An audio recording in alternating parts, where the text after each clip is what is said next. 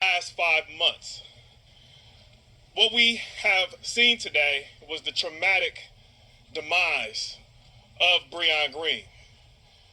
This investigation, we believe, is long overdue. This family, the community leaders of this community, have been calling for transparency over the course of the last 5 months. It's today, December 1st, in which this family has now received answers as to what exactly took place on June 26th of this year.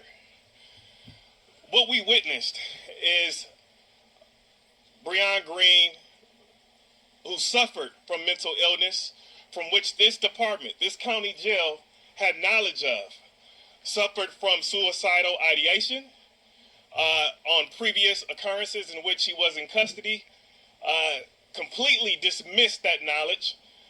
They completely failed to follow the protocols and adhere to the standard operating procedures that are purposed and put in place, not only to protect Brieon Green, but to protect us all. What we've seen today, on June 26th, those procedures and protocols were not followed.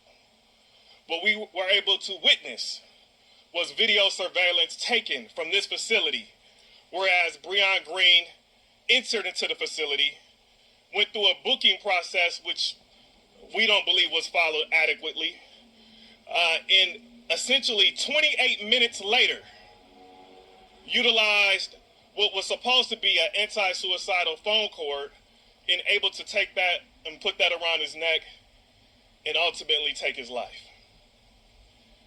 One of the most disturbing aspects of what we witnessed today is that this incident was completely preventable. We saw an officer go by Brieon Green's cell during the course of him taking his life. Brieon Green literally had a phone cord, strangling himself with the phone cord, while a sheriff officer goes directly past the cell while he was supposed to be conducting a cell check. A cell check is, the purpose of a cell check is to, number one, to identify the cell, to check on the well-being of the inmate. And that completely was not done. It was something too pressing, it was something more important for that deputy on that occasion, in which he did not even take 2 seconds to look through the cell to check on the well-being of Brieon Green while he was in the middle of the course of strangling himself with the phone cord.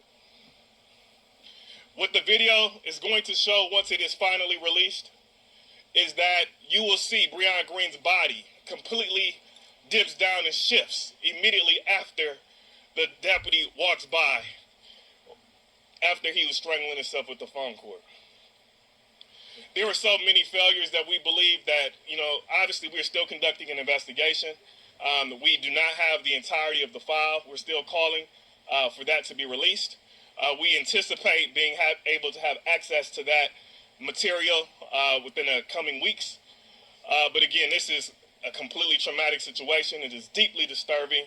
I could not believe my eyes and could not believe that there was a gross negligence with the complete indifference to a human life that took place at this facility on June 26th of this year. With that, I will allow the family, a couple members of the family, to give a couple statements about their observations, how they feel, and I'll take a couple questions thereafter. We want to thank you all for supporting us, especially the Milwaukee Alliance and all the societies that came together to support us. This is the day that we've been waiting for, and we just wanted to know what happened. And in the midst of this happening, it could have been prevented. Somebody was standing right outside the door. Didn't even look at him. Didn't even look at him.